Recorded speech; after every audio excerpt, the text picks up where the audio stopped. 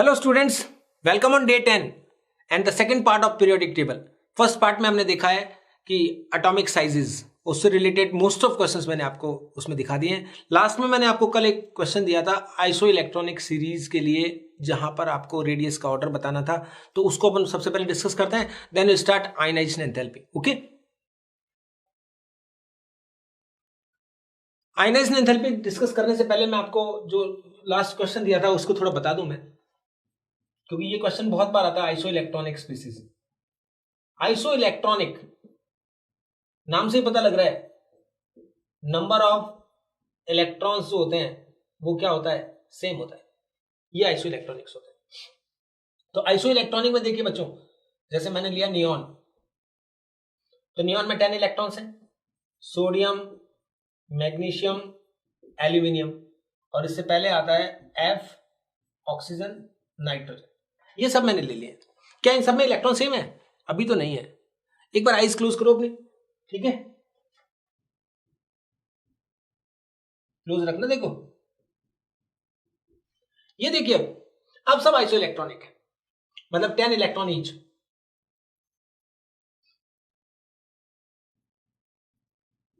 Electrons left to right जा रहे हैं, तो देखिए प्लस चार्ज बढ़ता जा रहा है।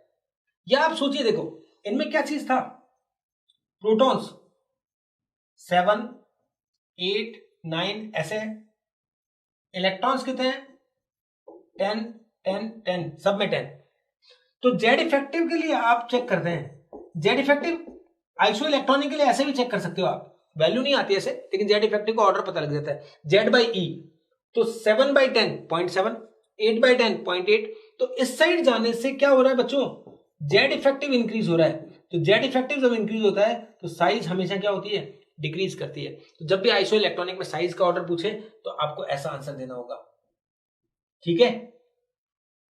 जो माइनस, जितना ज्यादा माइनस चार्ज होगा इस इलेक्ट्रॉनिक पे, उसकी साइज उतना ही ज्यादा होगी, और जितना ज्यादा प्लस होगा उतना ही साइज क्या होगी, कम होगी। तो ये आइसो इलेक्ट्रॉनिक का एक पॉइंट जो क्वेश्चन था, आपने सही किया था बहुत सारे बच्चों ने, तो उसको मुझे चेक करना था, बस ऐसे ध्यान रखना है, राइट। तो जेड इफेक्टिव बढ़ेगा तो साइज में क्या आती जाएगी, डिक्रीज आती जाएगी। ओके, क्लियर है।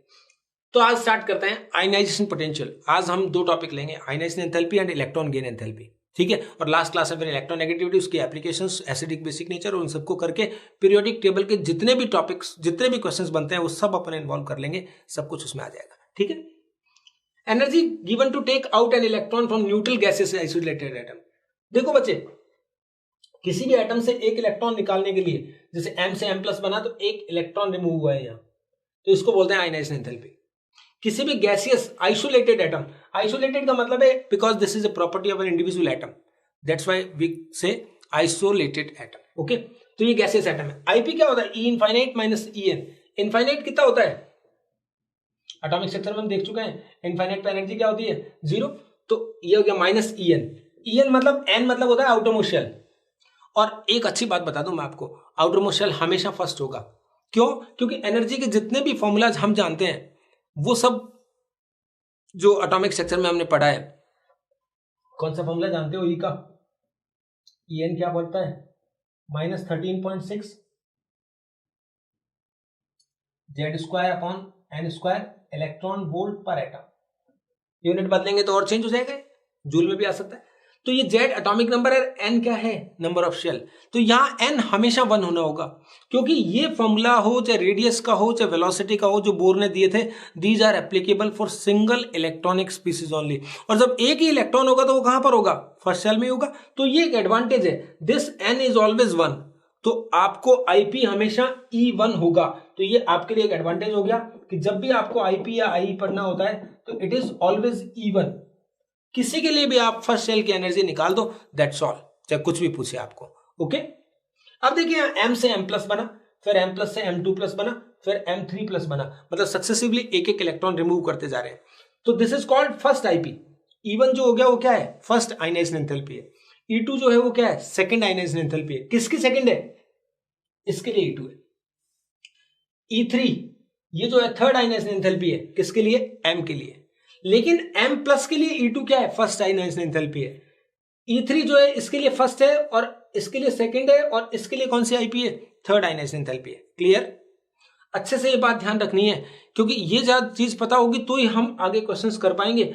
अब कोई बोलेगा calculate the ionised enthalpy of hydrogen atom, तो हाइड्रोजन एटम का आईपी आपको क्लियरली याद कर लेना होता है। हाइड्रोजन में जेड भी वन होता है, ये भी वन होता है, तो फॉर हाइड्रोजन आईपी जो होता है वो क्या होता है, +13.6। कैसे आया प्लस बच्चों, E1 निकालेंगे तो -13.6 आएगा, यहां पुट करेंगे आईपी माइनस 13.6, तो प्लस का 13.6 आ गया। तो इलेक्ट्रॉन वोल्ट में हाइड्रोजन का आईपी हमें याद कर लेना होता है, 13.6 इलेक्ट्रॉन वोल्ट होता है। उसके रेस्पेक्ट में अपन सबके आईपी कैलकुलेट करते हैं, अभी बताता हूं आपको पूरा तरीका, ठीक है। यहां पर लिखा है IP1 is always less than IP2 less than IP3। कोई भी एटम में से इलेक्ट्रॉन निकालेंगे तो प्लस आएगा, और प्लस आएगा, और प्लस आएगा, तो प्लस आने का मतलब है न्यूक्लियर चार्ज बढ़ता जा रहा है, और जेड इफेक्टिव बढ़ता जाएगा तो आयनाइज्ड एंथैल्पी हमेशा ही बढ़ती जाएगी। तो ये याद रखना, always first IP is less than second IP and then third, then so on, continue, यही चलता रहेगा, ठीक है। पहला क्वेश्चन लीजिए, देखिए वैसे एटॉमिक स्ट्रक्चर में भी ऐसे क्वेश्चन पढ़े हुए होते हैं हमने। Calculate the IE of lithium 2+। Lithium 2+ का IE निकालना है अपने को।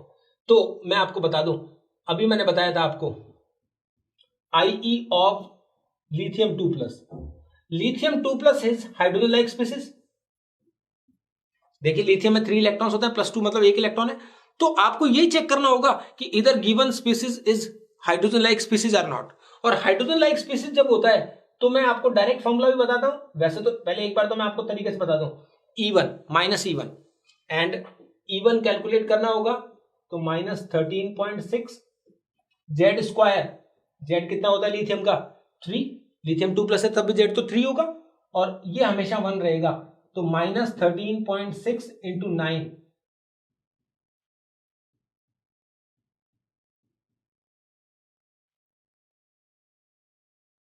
राइट, ये आ गया -122.4 इलेक्ट्रॉन वोल्ट, ये आंसर आ गया E1 का। That's why IE of lithium 2+ is -122.4, it means it is +122.4 electron volt per atom. Clear, ये इस तरह से आईपी निकालते हैं। लेकिन एक डायरेक्ट फॉर्मूला बताता हूं आपको, जब भी आपको किसी भी हाइड्रोजन लाइक स्पीसीज का आईपी निकालना होगा तो क्या होगा बच्चे, ये IP of hydrogen multiplied by Z square, इसको ब्रैकेट में रखिए और दिमाग में फीड कर लीजिए, क्योंकि देखिए बच्चे इससे सीधा ही आंसर आता। हाइड्रोजन का आईपी रटा हुआ है हमारा 13.6 और जेड स्क्वायर कितना है 3 का स्क्वायर, क्योंकि लिथियम 2+ है, तो ये सीधा ही आंसर आया था 122.4 eV। क्लियर, तो इस तरह से किसी का भी आईपी हम हाइड्रोजन लाइक स्पीसीज का कैलकुलेट कर सकते हैं।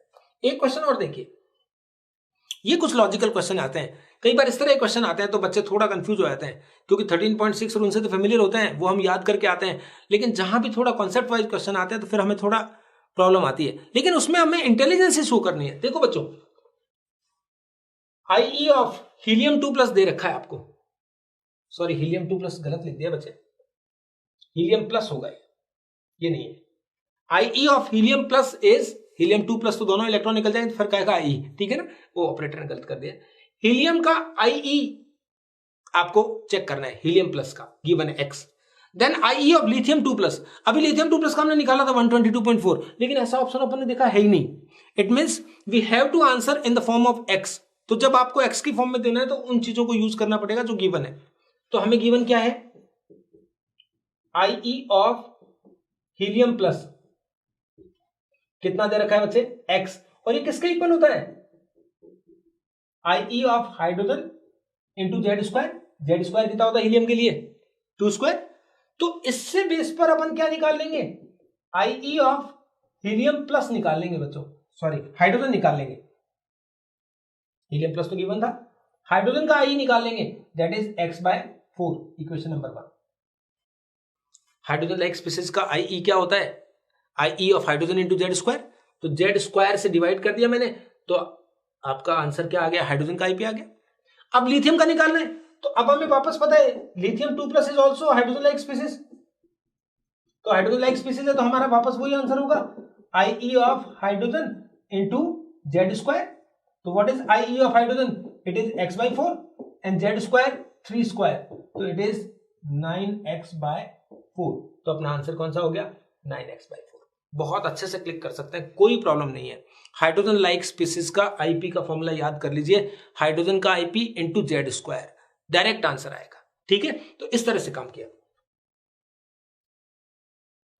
एक क्वेश्चन देखो मैं बनाता हूं आपके लिए।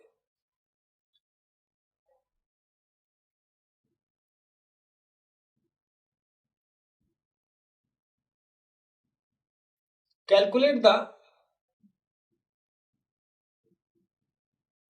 थर्ड आईपी या IE ऑफ लिथियम। अब ये क्वेश्चन आया, देखिए लिथियम का थर्ड IE कैलकुलेट करिए, हीलियम का सेकंड IE कैलकुलेट करिए, कार्बन का या लिथियम का तो बार बार हो रहा है। देखिए आप क्या करिए, लिथियम को चेंज कर लीजिए। यहां मैंने कहा कार्बन का निकाल लीजिए, और कार्बन का थर्ड नहीं आएगा। कार्बन का कौन सा आंसर लेना पड़ेगा हमें? जितना एटॉमिक नंबर होता है वही लेना पड़ता है, 6th। ठीक है, तो 6th आईपी ऑफ कार्बन निकालना है अपने को। तो देखो बच्चे, कार्बन में से इलेक्ट्रॉन निकालते जाइए आप। First IP, second IP, third IP, fourth IP, fifth IP and this is 6th IP. तब कार्बन क्या होगा, सारे इलेक्ट्रॉन्स निकल जाएंगे। तो ये E1 है, ये E2 है, this is E3, E4, E5 and it is E6। So what is E6? हमें E6 कैलकुलेट करना है, 6th आईपी ऑफ कार्बन। तो वो किसका आईपी है? 6th आईपी ऑफ कार्बन है, नो प्रॉब्लम। लेकिन कार्बन में तो 6 इलेक्ट्रॉन है, तो हम अप्लाई नहीं कर सकते कि जब तक हम हाइड्रोजन लाइक स्पीसीज में कन्वर्ट नहीं करेंगे तब तक तो हम क्वेश्चन ही नहीं कर सकते ना, because the formula of energy is applicable for hydrogen like species only. तो लुक एट बोर्ड, सॉरी। देखिए बेटा, 6th आईपी ऑफ कार्बन तो किसके इक्वल होगा? IP1 of C+5। ये इसका तो फर्स्ट आईपी है ना, ये जो कार्बन का 6th आईपी है वो इसका फर्स्ट आईपी है, और ये जो C+5 लिखा है, +5 का मतलब इसमें एक इलेक्ट्रॉन है, तो ये कैसी स्पीसीज है?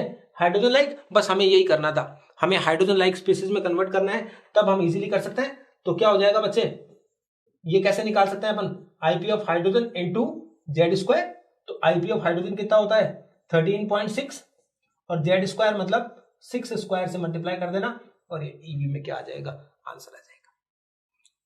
शॉर्टकट के लिए जिसका भी पूछे उसके जेड स्क्वायर से मल्टीप्लाई कर दो, क्योंकि कार्बन होगा तो 6th ही पूछेगा, लिथियम होगा तो 3rd पूछेगा, बेरिलियम होगा तो 4th पूछेगा। उसके पास ऑप्शन ही नहीं है कि बीच के किसी आईपी को पूछे, क्योंकि सिंगल इलेक्ट्रॉनिक स्पीसीज बनाए बगैर हम सॉल्व नहीं कर पाएंगे, तो उसको उस नंबर तक जाना ही पड़ेगा। तो ऐसे क्वेश्चंस भी आपको अच्छे से सॉल्व कर लेने। आ गया सबको? आईपी के बारे में कंप्लीट नॉलेज हो गया। पीरियोडिसिटी इन आईपी, जैसे अपन ने रेडियस में देखा था कि लेफ्ट टू राइट जाने पर कम होती है, टॉप टू बॉटम बढ़ती है। एक पीरियड में लेफ्ट टू राइट जा रहे हैं तो हम क्या कहेंगे? आयनाइज्ड एंथैल्पी क्या होती है? इंक्रीज करती है। अगेन वही रिलेशन है, because what?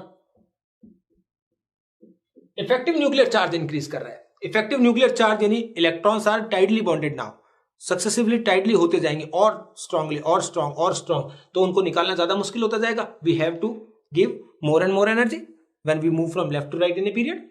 Okay, but there are some exceptions, वो कंपल्सरीली आपको याद करने पड़ेंगे, उन्हीं पे क्वेश्चन आएगा।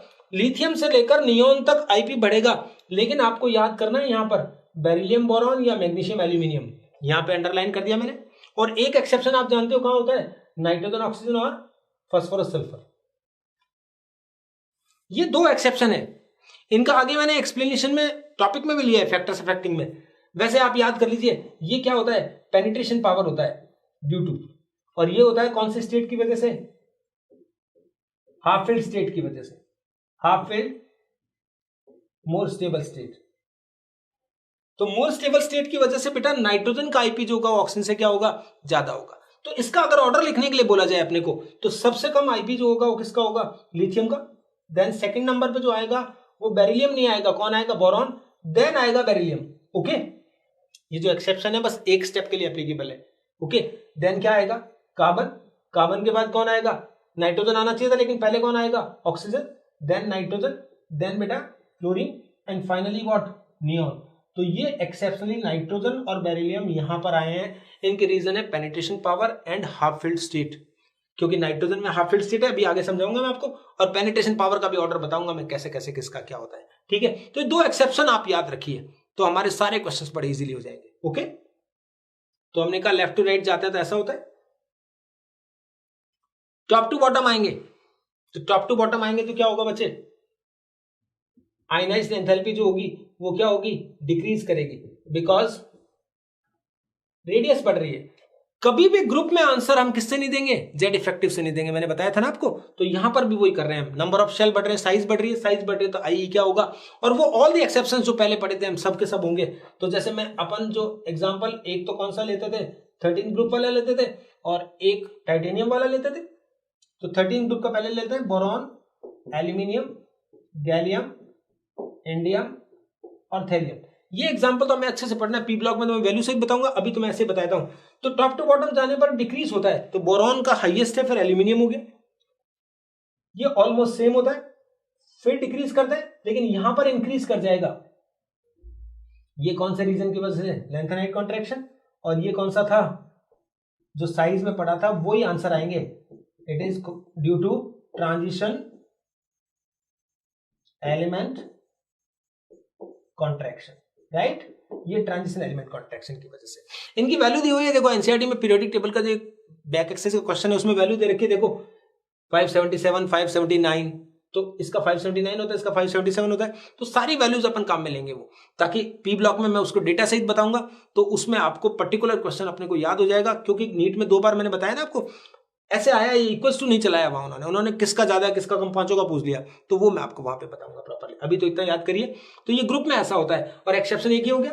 और ऐसे ही जो अपन बात करते थे टाइटेनियम वाली, टाइटेनियम, जर्कोनियम, हैफनियम और ये अनिल क्वाडियम, इसमें भी क्या होगा, टॉप टू बॉटम ऐसा होना चाहिए था, ये इक्वल थे लगभग, लेकिन अब यहां बढ़ जाते हैं। ठीक है, ये कौन से रीजन की वजह से, लेंथेनाइट, ये डिक्रीज होने की बजाय साइज तो ऑलमोस्ट सेम हो जाती है, लेकिन आईपी बढ़ जाते हैं उल्टा, क्योंकि IP is more dependent on Z. तो एटॉमिक नंबर बहुत ज्यादा बढ़ जाता है, कि 14 का गैप सीधा ही आ गया ना, तो एटॉमिक नंबर बहुत ज्यादा बढ़ जाने से आईपी इक्वल नहीं होकर आईपी बढ़ जाते हैं। ठीक है, तो एक्सेप्शन तो है ही भाई, इर्रेगुलर ट्रेंड की बात होती है तो उसका रीजन तो देना होता है। तो आएगा जेडआर और एचएफ में किसका ज्यादा होता है, तो हम आंसर देंगे एचएफ का। क्लियर, तो ये टॉप टू बॉटम आने पर ऐसा होता है। इसी तरह पीरियड में हमने देखा था वो डी ब्लॉक में वैसा ही होगा, डी ब्लॉक में भी क्या होगा, लेफ्ट टू राइट जाने पर आईपी कम बढ़ेगा, साइज अगर कम डिक्रीज होगी तो कम बढ़ेगा। एफ ब्लॉक में कंटिन्यूअसली क्या होता जाएगा, इंक्रीज होता जाएगा। तो ये दोनों चीज तो हमने देख ली कि पीरियड में और ग्रुप में क्या क्या है, कुछ एक्सेप्शन वाले एग्जांपल भी हमने देख लिए। फैक्टर्स अफेक्टिंग आईपी अभी देखा हमने, जेड इफेक्टिव बढ़ रहा है लेफ्ट टू राइट जाने पर, तो क्या हो रहा है, आईपी बढ़ रहा है। रेडियस नीचे जाने पर रेडियस बढ़ रही है तो आई कम हो रहा है। प्लस में ऑक्सीजन स्टेट, अगर कोई पूछेगा कि M+2 और M3+ किसका आईपी ज्यादा होगा, तो ऑब्वियसली +3 वाले का ज्यादा होगा। मोर प्लस मतलब what, more Z effective, more Z effective मतलब मोर आईपी। पर ऐसे देखिए नेगेटिव ऑक्सीजन स्टेट में उल्टा हो जाएगा, नेगेटिव ऑक्सीजन स्टेट के अंदर उल्टा हो गया। एक और लिख सकते हो, स्क्रीनिंग इफेक्ट,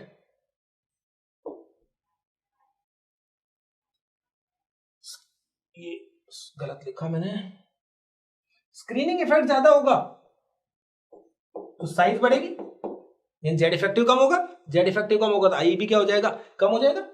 ऐसे देखिए, अब वो जो पॉइंट मैंने अभी वहां डिस्कस किए थे, ये हाफ फील्ड स्टेट, इसमें एक क्वेश्चन आप स्कूल लेवल पर करते थे वैसे ही पढ़ लेते। देखो इसमें क्वेश्चन आता है कि IE of nitrogen is more than oxygen, और you can say phosphorus is more than sulphur, दोनों में आ सकता है क्वेश्चन। तो देखिए, right the electronic configuration of nitrogen, तो last electron is filled in p, it is 2p3, as well as for oxygen it is 2p4।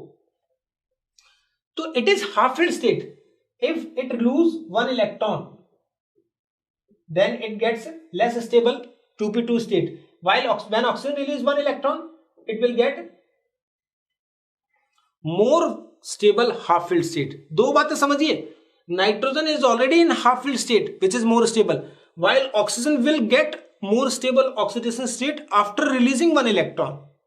it means oxygen बहुत easily electron release कर देगा ताकि वो जल्दी से क्या कर सके, मोर स्टेबल स्टेट गेट कर सके, जबकि ये बिल्कुल भी नहीं करना चाहेगा because it has already more stable state. So ऐसा क्यों चाहेगा to go in less stable state? तो फिर क्या आंसर हो गया कि इस रीजन की वजह से ये half filled state more stable होती है, उस वजह से जो पास वाली नियर स्टेट होती है उसकी कंपैरिजन में उसका आईपी जो होगा ज्यादा होगा।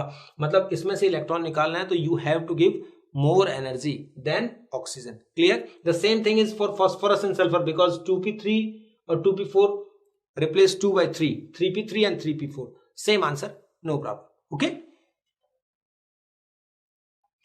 Penetration power. Penetration power में देखिए बच्चों, ये ऑर्डर होता है, अगर एक ही सेल के सब है तो उनका ऑर्डर होता है SPDF, यही ऑर्डर इसका होता है, और यही ऑर्डर किसका होता है? स्क्रीनिंग इफेक्ट का भी। ये भी पूछा जाता है कई बार, अगर एक ही सेल के सब है तो स्क्रीनिंग इफेक्ट का ऑर्डर भी क्या होता है? SPDF होता है। बिकॉज हम ये मानते हैं कि S is the closest to the nucleus. S nucleus के जितना, मान लो सेकंड सेल का S है, सेकंड का ही P है, तो S वाला ज्यादा न्यूक्लियस के क्लोज होता है, उस पर लगने वाला अट्रैक्शन जो होता है ज्यादा होता है, तो उसमें से इलेक्ट्रॉन निकालना क्या होता है? मुश्किल होता है। तो S की पेनिट्रेशन पावर मतलब उसमें से इलेक्ट्रॉन निकालने के लिए कितनी एनर्जी प्रोवाइड करनी पड़ेगी। तो इसका एग्जांपल हमने लिया था, ये तो अलग चीज है, ये तो याद करने के लिए बताया मैंने, बेरिलियम और व्हाट? बोरॉन, और यू कैन से मैग्नीशियम और एल्यूमिनियम। तो यहां बेरिलियम का ज्यादा बताया हमने। बेरिलियम का कॉन्फिगरेशन क्या होता है? 2s2, और बोरॉन का लास्ट इलेक्ट्रॉन किसमें फिल होता है? 2p में। तो देखिए सेकंड सेल के S में, सेकंड सेल के P में, इसको फुली फिल्ड नहीं बोलना होता है यहां पर। तो यहां पर हम कहते हैं कि penetration power of S is more than P, that's why removal of electron from S is difficult than that of electron of P। So क्या हो जाएगा? पेनिट्रेशन पावर की वजह से बेरिलियम का बोरॉन से या मैग्नीशियम का एल्यूमिनियम से आईपी ज्यादा होता है। ये याद रखना है कि यहां पीरियड में ये एक्सेप्शन थे, ओके, ताकि इनको यूज करके हम जितने भी क्वेश्चंस बनते हैं उनको कर पाए। बहुत ही अच्छा वाला क्वेश्चन, मतलब प्रोबेबिलिटी इज वेरी हाई कि ऐसा क्वेश्चन आए, इनमें से क्वेश्चन आता है। और मैं आपको एक वे सिखाता हूं इसमें, ये नहीं कि अपन इलेक्ट्रॉनिक कॉन्फ़िगरेशन लिखेंगे सबके, मैं आपको एक वे सिखाता हूं जिससे कि इस तरह के क्वेश्चंस, इनमें से कोई एक आएगा, इधर IP1, IP2 और IP3 for carbon, nitrogen, oxygen, fluorine, और फॉर सोडियम, मैग्नीशियम, एल्यूमिनियम, एक आएगा कोई भी, ठीक है। तो देखिए हम पहला क्वेश्चन लेते हैं, carbon, nitrogen, oxygen and fluorine, left to right जा रहे हैं, आईपी बढ़ता है, सभी जानते हैं पीरियोडिक टेबल में लेफ्ट टू राइट जा रहे हैं। Is there any exception in this series? Yes, there is an exception, nitrogen and oxygen. बस remember this exception, that's all. So now we have order of IP1, carbon, then oxygen, then nitrogen, then fluorine. This is the exception. दिमाग में feed था तो हमने use कर लिया कि nitrogen बाद में आएगा। ये फर्स्ट लिखने में प्रॉब्लम नहीं आती बच्चों को, प्रॉब्लम कहां पे आती है? जब वो IP2 का ऑर्डर लिखते हैं।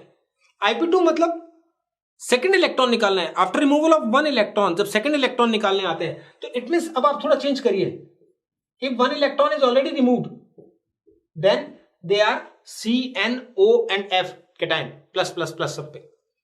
ट्रिक बता रहा हूं मैं, इलेक्ट्रॉनिक कॉन्फ़िगरेशन लिखने पड़ेंगे नहीं तो बड़ा मुश्किल हो जाएगा। ट्रिक क्या है? Carbon plus, it has 5 electrons, तो रिजेंबल करिए इसको पीरियोडिक टेबल में, boron, then carbon, then nitrogen, then fluorine. Carbon, nitrogen, oxygen और sorry boron, carbon, nitrogen, fluorine से, लेकिन आंसर इसके रेस्पेक्ट में नहीं देने हैं। ये बोरॉन, अब आप देखिए इधर जा रहे हैं IP बढ़ रहे हैं, इज देयर एनी एक्सेप्शन? ये O लिखना था भाई, F प्लस मतलब 8 इलेक्ट्रॉन, तो O वाला हो गया। तो यहां कौन सा एक्सेप्शन है? ये N और O, वही एक्सेप्शन है जो वहां था, यहां भी रहेगा। तो अब इसका आंसर क्या होगा? IP2 का आंसर होगा carbon, then nitrogen, then fluorine, then oxygen. यहां एक्सेप्शन आया था तो हमने क्या कर दिया, ऑक्सीजन का ज्यादा हो जाएगा, फ्लोरीन का कम हो जाएगा, ये सेकंड का IP होगा। थर्ड, आप वीडियो को पॉज करके अपने आप करिए, फिर वीडियो देखना। IP3 का ऑर्डर मतलब IP3, 4, 5 कोई भी कर सकते हैं अपन। जैसे आप ही किसी ने पूछा IP4 का करो, तो पहले से 3 इलेक्ट्रॉन निकाल दीजिए, +3 लिख दीजिए। IP3 में क्या आएगा बच्चों? मतलब 2 इलेक्ट्रॉन रिमूव हो चुके हैं, ये लिख दिया मैंने, 2 इलेक्ट्रॉन रिमूव कर दिए पहले से भाई। तो 2 इलेक्ट्रॉन रिमूव करने के बाद beryllium is just like, sorry carbon is just like beryllium, this is boron, this is carbon, this is nitrogen. मैं इनको कंपेयर करा रहा हूं कि एक एक, ये कोई ट्रिक है सिर्फ, ये कोई फैक्ट नहीं है, लेकिन इससे आंसर सही आएंगे बिल्कुल। ओके, तो अब आप देखिए इधर जाने पर आईपी बढ़ रहे हैं, इसमें कोई एक्सेप्शन है क्या? देखिए नाइट्रोजन ऑक्सीजन तो गायब हो गया, नाइट्रोजन देखिए ऑक्सीजन आया नहीं है, लेकिन ये वाला एक्सेप्शन आ गया, देखो बेरिलियम और बोरॉन वाला। दो एक्सेप्शन बताए थे ना पीरियड में, beryllium boron then nitrogen oxygen. तो यहां पर बेरिलियम का आईपी ज्यादा हो गया किससे?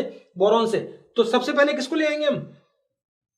लिखना इनको नहीं है बेटा, लिखना उनको ही है, nitrogen then carbon then oxygen then fluorine. इस तरह से आप किसी के भी IP1, IP2 और IP3 को एक्सप्लेन कर सकते हैं। IP4 पूछेगा, 5 पूछेगा, सब काम इससे करेंगे। तो अब दूसरा आप पॉज करके अपने आप ट्राई करिए, फिर इसको मैच कराना, ठीक है? Sodium, magnesium and aluminium. Second question लेते हैं। Sodium, magnesium and aluminium.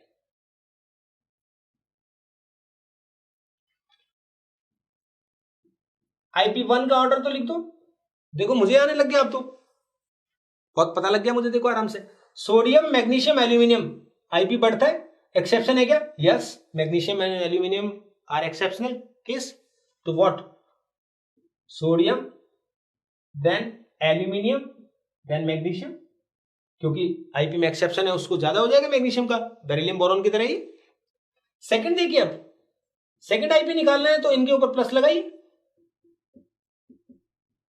तो it is like neon, noble gas आ गया, देन सोडियम देन मैग्नीशियम। तो सोडियम और मैग्नीशियम थर्ड पीरियड के हैं, जबकि नियॉन दो ही पीरियड होते हैं, दो ही उसमें शेल है, ठीक है? तो नियॉन का हाईएस्ट हो जाएगा, नोबल गैस दो ही पीरियड है वैसे, मतलब दो सेल है तो इसका सबसे ज्यादा होना ही है, तो ये हाईएस्ट में तो क्या लिख दिया मैंने? सोडियम।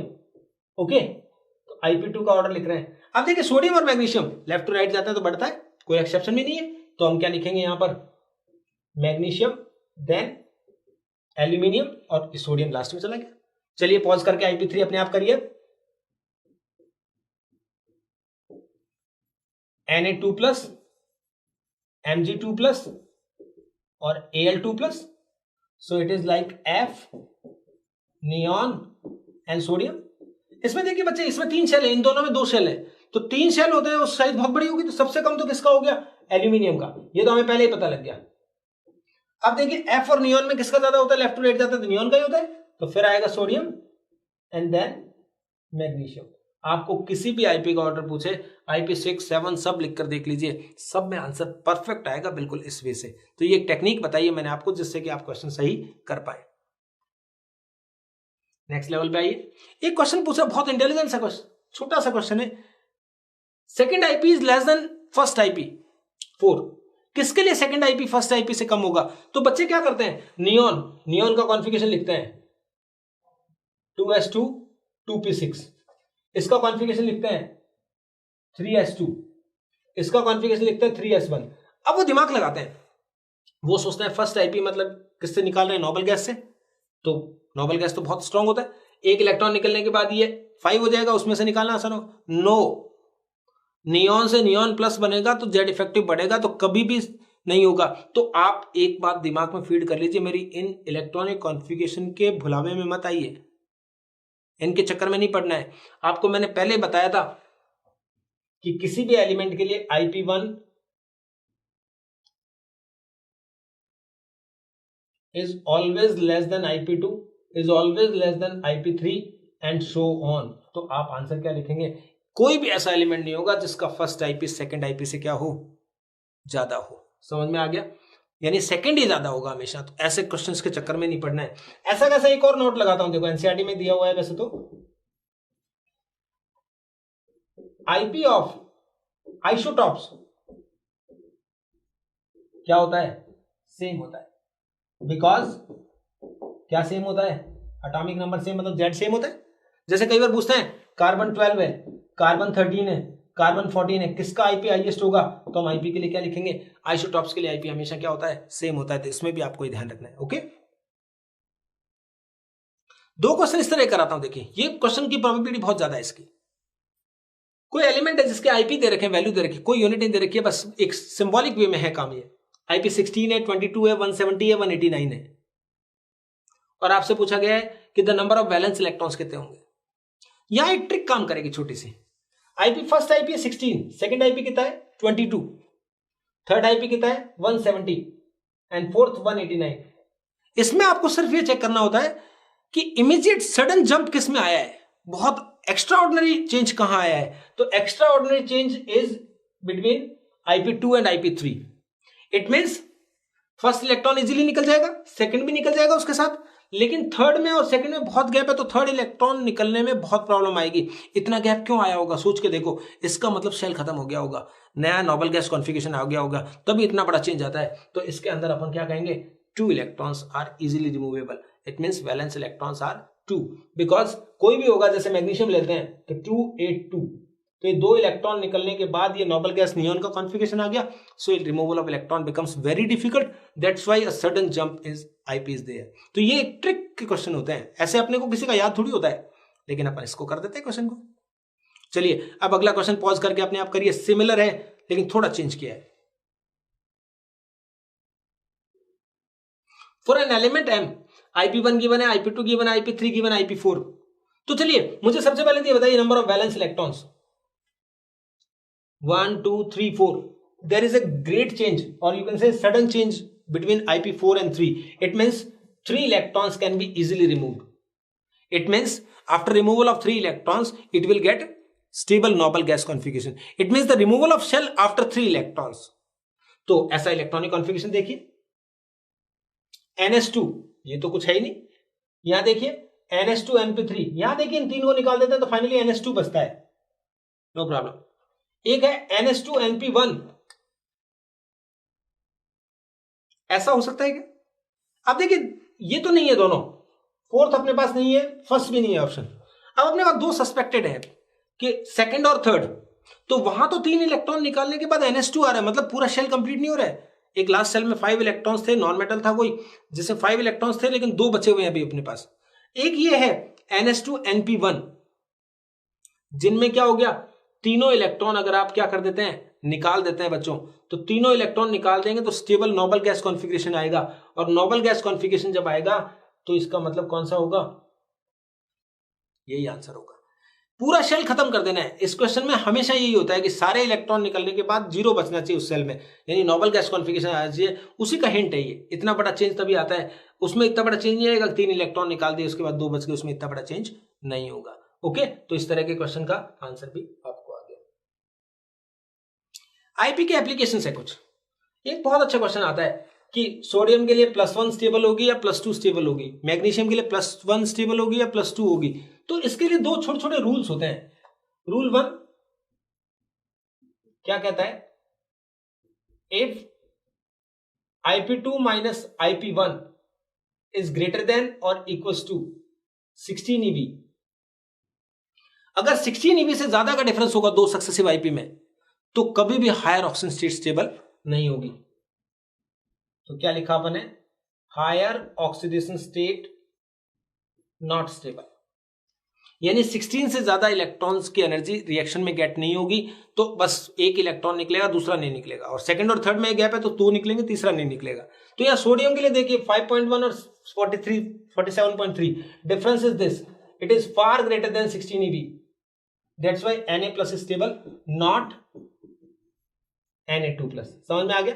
दूसरा भी ये भी है कि after removal of 1 electron it gets noble gas configuration, that's why second IP is higher. Okay, next देखिए, मैग्नीशियम IP1 और IP2 दोनों वैल्यू दे रखी है, डिफरेंस इज 7.1। इसके लिए रूल सेकंड काम करता है। रूल सेकंड क्या है बच्चों, कि if the difference of 2 successive IP is less than और equal to 11 EV, then no lower oxygen state. अगर 11 तक का डिफरेंस है तो first electron is removed with second, second electron is removed with third, ऐसा ही होता है हमेशा। तो यहां 11 से कम का डिफरेंस है, देखिए 7.4 क्या है, less than 11, that's why Mg+2 stable है, नॉट Mg+। क्लियर है। तो 2 ध्यान रखिए, 11 से कम का डिफरेंस है 16। तो what about the intermediate state, if difference is between 11 to 16, then, तो एक ऐसा एग्जांपल भी लिया है मैंने, देखिए जो आता है क्वेश्चन, ये एग्जांपल मैंने लिया है, इसमें लिखा नहीं क्या, एल्यूमिनियम के लिए। IP1 6, IP2 18.8, IP3 28.8, and the difference of IP2 and IP1 is 12.8, and the difference of IP3 and IP2 is 9.8 eV. 9.8 eV is less than 11 eV, while it is more than 11 eV. So up to electron 11 eV energy we can get through reaction, but more than 11 eV energy is not evolve in the reaction. Okay, तो यहां देखिए बच्चों 12.8 है, इसका मतलब clear हो गया कि गैसियस स्टेट में सिर्फ क्या होगा, एल्यूमिनियम प्लस ही होगा, because the difference is more then 11 तक का ही होता है. लेकिन सॉलिड स्टेट या एक्वा सॉल्यूशन में Al+3 स्टेबल हो जाता है.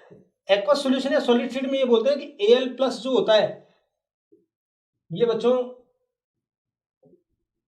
इस तरह से डिस्प्रपोर्शनेट हो जाता है, Al+3 में कन्वर्ट हो जाता है. और you can say solid state आई मान लो AlCl3 की बात आती है, तो यहां पर जब सॉलिड का फॉर्मेशन होता है तो एक लैटिस एनर्जी डेवलप होती है, रिलीज होती है. तो लैटिस एनर्जी की हेल्प से यहां पर मोर देन 12.8 एनर्जी ऑब्टेन हो जाएगी, और फर्स्ट इलेक्ट्रॉन के साथ सेकंड इलेक्ट्रॉन रिमूव हो जाएगा. इफ सेकंड रिमूव हो जाएगा तो that must be third electron also removed with second one. Why? Because then difference is 11 eV.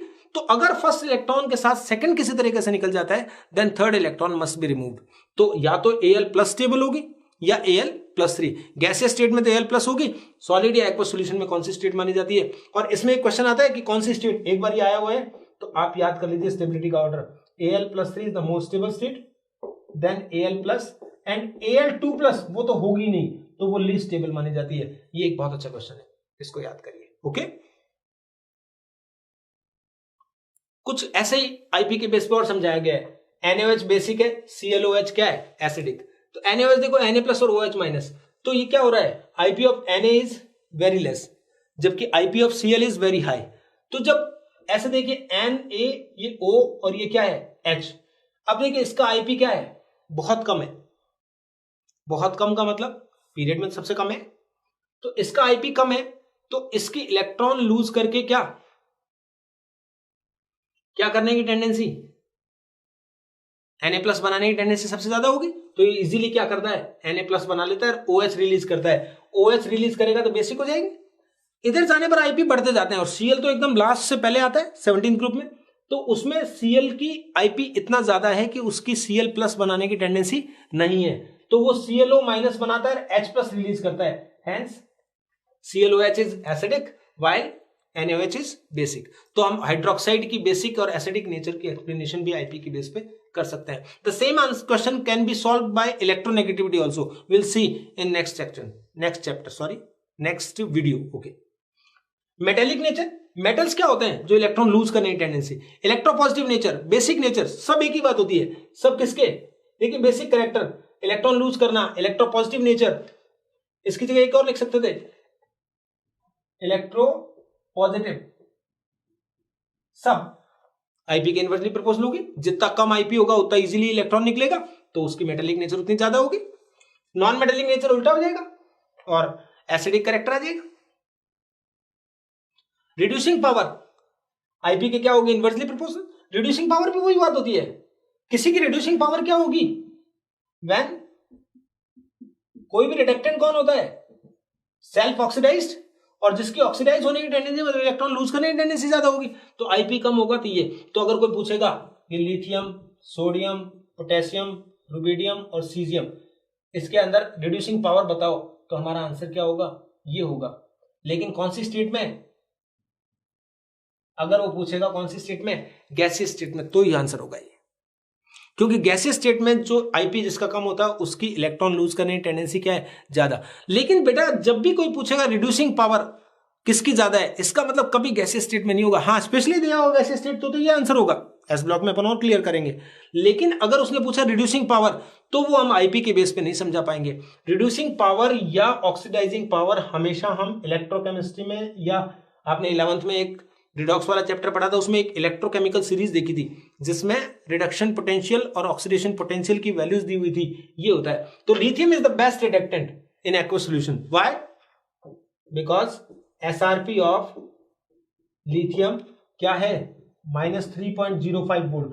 This is the minimum value for any element, as it is SRP of fluorine it is plus 2.87 volt. It is maximum value of SRP. So we can say lithium is the best reductant and F2 is the best oxidant among these elements. सारों में सबसे ज्यादा strong oxidant कौन होगा? Fluorine, क्योंकि उसके SRP highest है। तो बेटा जब भी रिड्यूसिंग पावर ऑक्सीडाइजिंग पावर आए तो हम एसआरपी से आंसर देंगे, आईपी से नहीं देंगे। आईपी से सिर्फ तब देंगे जब कौन सी स्टेट में पूछेगा? गैसीय स्टेट में। क्लियर है? बिल्कुल डन। और एक्सप्लेन किया मैंने थोड़ा, देखो ये ऑक्सीडाइजिंग पावर किसकी ज्यादा है? सबसे F2 की। वाई? बिकॉज इसके लिए हाईएस्ट एसआरपी वैल्यू होती है। अब मैं आपको समझाना चाहता हूं, ये एसआरपी और एसओपी वैल्यूज हैं वो सिर्फ एक फैक्टर पे डिपेंड नहीं करती है, नहीं तो आईपी के अकॉर्डिंग आंसर आता ना, लेकिन ऐसा होता नहीं ना। लिथियम का तो मिनिमम होना चाहिए था, लेकिन हाईएस्ट है रिड्यूसिंग पावर। तो इसका ये रीजन होता है, लिथियम पहले सॉलिड स्टेट में, सब्लिमेशन एनर्जी देंगे तो वो लिथियम कौन सी स्टेट में आएगा? गैस में। सॉलिड टू गैस में आएगा तो सब्लिमेशन या एटमाइजेशन एनर्जी दिया अपन ने। फिर लिथियम से लिथियम प्लस बनाना पड़ेगा आपको, आयनाइजेशन एंथैल्पी देनी पड़ेगी, तभी एक इलेक्ट्रॉन निकला है। Then Li plus gas to Li plus aqueous, क्योंकि हमेशा एसआरपी या एसओपी जो होते हैं वो सॉल्यूशन में होते हैं, सॉल्यूशन में होंगे तो फिर वो एक्वस सॉल्यूशन में। तो ये एक आंसर हो गया। तो इन तीन चीजों पर, एक ये सब्लिमेशन एनर्जी, एक आईपी और ये हाइड्रेशन एनर्जी, ये दोनों पॉजिटिव होते हैं, लेकिन हाइड्रेशन एनर्जी हमेशा क्या होती है? तो लिथियम जो होता है उसके लिए सबसे ज्यादा होगी हाइड्रेशन एनर्जी, तो जितनी छोटी साइज होगी, एस ब्लॉक में अपन और अच्छे से देख लेंगे, तो जितना छोटी साइज होगी उतना हाइड्रेशन एनर्जी ज्यादा होगी। इन सब चीजों का रिजल्टेंट होता है एसआरपी और एसओपी। समझ में आया? इसलिए अपन किसी एक आईपी या इलेक्ट्रॉन गेन एंथैल्पी से ऐसे आंसर बिल्कुल भी नहीं दे पाएंगे। तो आप दिमाग में फीड कर लो, जब भी आपको कोई पूछेगा कि एसआरपी किसका कौन बेटर रिड्यूसिंग एजेंट है, कौन बेटर ऑक्सीडाइजिंग एजेंट है, तो ऑलवेज हम किससे बात करेंगे? एसआरपी से। क्वेश्चन आप देखते हो, देखो एस ब्लॉक में ऐसे क्वेश्चन आते हैं। एक क्वेश्चन दिया हुआ आता है कि ई नॉट कॉपर 2+2 कॉपर प्लस का 0.34 वोल्ट, ये वैल्यू है। सेकंड देखो, ई नॉट मैग्नीशियम 2+2 मैग्नीशियम -2.37 वोल्ट, ये वैल्यूज गिवन होती है, आपको नहीं लिखनी होती है। Ag+2 Ag it is +0.80 volt, right? मैं 3 ही लिख रहा हूं, ज्यादा भी लिखे हो सकते हैं। अब कोई पूछेगा रिड्यूसिंग पावर का आंसर दीजिए, तो बेटा रिड्यूसिंग पावर का आंसर होता है 1/SRP। तो एसआरपी सबसे कम किसका है? मैग्नीशियम। तो मैग्नीशियम का रिड्यूसिंग पावर सबसे ज्यादा है, क्योंकि मैग्नीशियम से मैग्नीशियम 2+ बनाने की सबसे ज्यादा टेंडेंसी है। फिर कौन आएगा? कॉपर। और सबसे ज्यादा एसआरपी जिसका है उसकी रिड्यूसिंग पावर सबसे कम होगी। रिएक्टिविटी और एसआर रिड्यूसिंग पावर दोनों ही ऐसे होते हैं। ये इलेक्ट्रोकेमिस्ट्री में और उनमें बहुत डिटेल में बताने वाला हूं मैं, तो आपको कोई प्रॉब्लम नहीं है। तो ऐसे क्वेश्चंस को ध्यान रखिए कि एसआरपी एंड एसओपी के बेस पे हम रिड्यूसिंग और ऑक्सीडाइजिंग पावर बताएंगे और कोई फैक्टर काम में नहीं लेंगे। क्लियर? हाँ, हंसते रहिए, खुश, ऐसे मन लगा के पढ़िए, ऐसे मत प्रेशर मत फील करिए कि हमें पढ़ना है, क्या करें। हमें अभी पढ़ना है तो हमारा करियर बहुत अच्छा हो जाएगा, डॉक्टर बन जाएंगे तो एक नोबल कॉज के लिए अपन काम कर पाएंगे। सोच के देखो, पब्लिक का भला कर पाएंगे हम कितना, कि लोग हमें रेस्पेक्ट करेंगे इसलिए कि हम उनके लिए काम कर रहे होंगे। तो ये बहुत बड़ी चीज होती है। नेक्स्ट देखते हैं, इलेक्ट्रॉन गेन एंथैल्पी। आईपी का जस्ट अपोजिट है। कैसे? Energy release when electron is added. ये देखिए बच्चे, अभी तक हम इलेक्ट्रॉन निकाल रहे थे तो एनर्जी हम प्रोवाइड कर रहे थे, अब इलेक्ट्रॉन ऐड करेंगे तो एनर्जी वो प्रोवाइड करेगा। तो एक गैसियस एटम में जब एक इलेक्ट्रॉन ऐड करता है तो माइनस बनता है और एनर्जी रिलीज होती है। एक्सोथर्मिक प्रोसेस होता है, एक्सोअर्जिक प्रोसेस बोल सकते हो। लेकिन अगर A- के अंदर एक इलेक्ट्रॉन, अगर आपने और इलेक्ट्रॉन ऐड किए जैसे कि हम आईपी में करते थे, तो अब A-2 तो बन जाएगा गैसियस। ठीक है बच्चों, ये भी गैसियस लिखना था। लेकिन अब ये प्रोसेस जो होगा वो एंडोथर्मिक होगा, एक्सोथर्मिक नहीं होगा। It means only first electron gain enthalpy is negative and real electron gain enthalpy, right? बाकी सब में क्या होता है, आगे सेकंड थर्ड सब पॉजिटिव होगी, क्योंकि इलेक्ट्रॉन जब एनायन में ऐड करेंगे तो इट फेसेस सर्टेन रिपल्सन, और रिपल्सन की वजह से एनर्जी क्या होता है, रिलीज नहीं होगी, उसमें आपको ही प्रोवाइड करनी पड़ेगी। तो आप याद रखिए, फर्स्ट एनर्जी ही इलेक्ट्रॉन गेन एंथैल्पी होती है। क्वेश्चन पूछ लिया मैंने आपको, देखो 2 क्वेश्चन पूछ रहा हूं आपसे। एक्सोअर्जिक प्रोसेसेस, एक्सोथर्मिक की बात कर रहे हैं, जैसे ये ऑप्शंस हैं, it may be more than one answer. O से O-, first electron gain enthalpy है, एक इलेक्ट्रॉन, तो हम कह देंगे क्या होगा, yes, it is the answer. Second देखो बच्चों, A से A3+, 3 प्लस मतलब इलेक्ट्रॉन निकाल रहे हैं, ये तो आईपी है, तो ये तो एंडोथर्मिक होगा, ये नहीं होगा। S माइनस है S2 माइनस, इलेक्ट्रॉन ऐड तो कर रहे हैं लेकिन सेकंड वाला है, S में ऐड करते जब तो ठीक था, S माइनस में ऐड कर रहे हैं तो ये भी नहीं होगा, because second electron gain enthalpy is positive. A plus से A, हाँ ये हो सकता है, ये प्लस है, प्लस में A ऐड करें तो ये पॉसिबल है, क्योंकि इसमें इलेक्ट्रॉन इजीली ले लेगा। न्यूट्रल में या प्लस वाले में इलेक्ट्रॉन ऐड करेंगे तो एनर्जी क्या होगी, रिलीज होगी, ठीक है। O से O2 माइनस, अब भी बड़ा कंफ्यूजन हो गया। O से O2 minus, there are 2 step, O to O minus and O minus to O2 minus, right. तो देखिए बच्चों, ये फर्स्ट स्टेप है, ये सेकंड स्टेप है। तो फर्स्ट स्टेप में हम जानते हैं ये प्रोसेस जो होता है डेल्टा H क्या होता है, नेगेटिव, एनर्जी रिलीज होती है। लेकिन सेकंड स्टेप में अपन ये भी जानते हैं कि ये क्या होती है, पॉजिटिव होती है। दो बातें आपने देख ली। अब आपको आंसर बता देता हूं मैं आपको, किसी भी प्रोसेस में अगर 2 इलेक्ट्रॉन ऐड हो रहे हैं तो फर्स्ट में जितनी एनर्जी रिलीज होती है उससे ज्यादा एनर्जी उसे प्रोवाइड करनी पड़ती है, तो कभी भी ये भी एक्सोएनर्जिक प्रोसेस नहीं होगा, क्योंकि ये नेट में जो होगा हमेशा ही डेल्टा H क्या होगा, पॉजिटिव ही होगा, क्योंकि सेकंड स्टेप में जो इतनी एनर्जी देनी पड़ेगी वो फर्स्ट स्टेप में जितनी रिलीज होती है उससे क्या होगी, ज्यादा होगी। क्लियर। एक ऐसा कैसा लॉजिकल क्वेश्चन है, इसमें भी मोर देन वन आंसर हो सकता है। अभी नीट के लिए नहीं है, मान लो 4 आएंगे, 1 होगा, या कई ऑप्शन दिए मैं सिखाने के लिए आपको। आईपी और ये में रिलेशन है क्या, आईपी ए का आईपी, ये 3 क्वेश्चन है, पहले ए का आईपी किसके ये के बराबर होगा, ऐसे नहीं आएगा, इसको मत देखिए, इसको पढ़िए मत, आप यहां देखिए आईपी की इक्वेशन बनाइए। ए का आईपी मतलब क्या होगा, ए के अंदर हम एनर्जी दे रहे हैं जिससे क्या बन रहा है बच्चों, ए प्लस बन रहा है और एक इलेक्ट्रॉन रिलीज हो रहा है, ये है ई, ये है आईपी ऑफ ए, बना दिया मैंने। अब ये किसका इलेक्ट्रॉन एफिनिटी है, इस रिएक्शन को उल्टा देखना पड़ेगा आपको। ए प्लस में आप एक इलेक्ट्रॉन ऐड कर रहे हैं तो ए बन रहा है और ई एनर्जी रिलीज हो रही है। क्लियर, देखिए ध्यान से। तो जो ई जो है वो किसका आईपी है, आईपी ऑफ ए है, लेकिन इलेक्ट्रॉन एफिनिटी या इलेक्ट्रॉन गेन एंथैल्पी किसकी है, ए प्लस की। तो अपना आंसर कौन सा हो गया, no no no no sorry, ये गलत लगाया मैंने, थर्ड ऑप्शन लगाना था, ये वाला। अब ऐसे थर्ड फोर्थ फिफ्थ है, थर्ड फोर्थ फिफ्थ सिक्स, इनमें आप चेक करिए, खुद करिए पॉज करके, देखिए ये प्लस है, ये प्लस है, ये प्लस 2, तो ये हो जाएगा। अगर यहां प्लस होता तो यहां प्लस 2 आता, तो जो ए का आईपी है वो ए प्लस का ई है, तो ए प्लस का आईपी होगा तो ए 2 प्लस का ई होगा। इस तरह के क्वेश्चंस होते हैं। तो ये आईपी के बारे में कंप्लीट नॉलेज आपको ऐसे लेना होता है। आगे आपको समझ में पूरा इलेक्ट्रॉन गेन एंथैल्पी और आईपी में रिलेशन, मैग्नीट्यूड होता है, एक में पॉजिटिव वैल्यू होती है, एक में नेगेटिव वैल्यू होती है, हमें मैग्नीट्यूड लेना है, उसके मैग्नीट्यूड के बारे में बात कर रहे हैं।